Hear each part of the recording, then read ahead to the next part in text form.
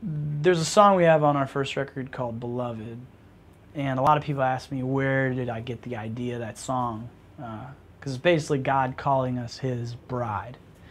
And I wish I could take credit for originality, but it just comes out of Scripture. All sorts of places God calls us His bride. And one of the most unsuspecting places we find that is in the Last Supper. At that time, they were celebrating the Passover feast, and Jesus is going through the ritual as a rabbi, and he comes to this very strange place where he picks up what scholars believe the third cup, the cup of salvation, as it were. And traditionally, you're supposed to just set that aside. But Jesus takes this cup and he offers it to them. He says, "This is my covenant, take and drink it," which was outrageous for several reasons. One, because Jesus is declaring, hey, the Messiah is here. And two, in that time, in that period, to a bunch of Jewish fishermen, when they hear him saying, "This is my covenant, take and drink it," with a cup full of wine, what they heard is, "Will you marry me?" Let me break it down. At that time, when a guy was going to marry a girl, this is what would happen. He'd basically go find his dad and he'd go, "Yo, Dad, this girl, man, I want to make little rabbis with her," you know what I'm saying? And so he would go to her dad and he'd go, "Let me give 40 camels for a daughter." And some of you go, "That is so barbaric and archaic. I can't believe that they sold off the wives."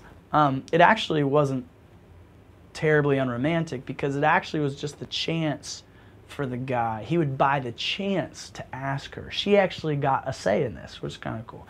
Because basically what would happen is they'd get the family in the room and all the relatives talk about pressure, and he'd sit down at a table, and the groom, he'd fill a glass with wine, and he'd slide it across the table, and he'd say, "This is my covenant with you. Take and drink it." At which point, she had the right. She could go, "Now you stink. You stink. You like hummus. I don't want none of that." Or she could drink it, and if she drank it, that was her way of saying, "I do." At which point, she'd go home to her town, and they would no longer call her by her name. This was cool. She was referred to as one who is bought with a price. A guy would go home to his town, and they wouldn't talk the whole engagement period. It'd be 6 months up to a year. The only way they communicated was the best man would basically run back and forth like a text messenger, you know, like check yes, no, or maybe. In the meantime, the groom is back at his dad's house, and he's building a mansion. Now, before you get excited, girls, mansion in Hebrew, this word that we see in Scripture, it actually means apartment, okay? And to top it off, it was actually an extension of his parents' house. Some of you are going, "Please don't let me marry a Jewish boy." It was called an insula, the family dwelling, and they would keep building onto it and building onto it. And what was crazy is the groom didn't even get to decide when it was finished.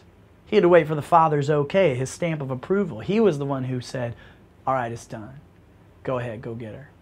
At which point he'd go get his groomsmen, right, and they'd march into her town. She wouldn't know the day, the time, or the hour. She'd just be waiting up every day, like, this is the day. And they'd come in unannounced with their shofars, like little ram's horns, like and they'd come into town, and she'd basically hear it and walk down the stairs and down the aisle, basically. Was this running any parallels for you? Jesus says, "This is my covenant, take and drink it." At which point he says, you know, the disciples say, "Well, we've been with him this long. He's crazy town. Let's see how far the rabbit hole goes," right? They say, "I do." And then Jesus says, "Hey, we're not going to see each other for a while. But don't sweat it. My best man, my spirit, he's going to come and he's going to relay messages between you and me. That's how we'll communicate.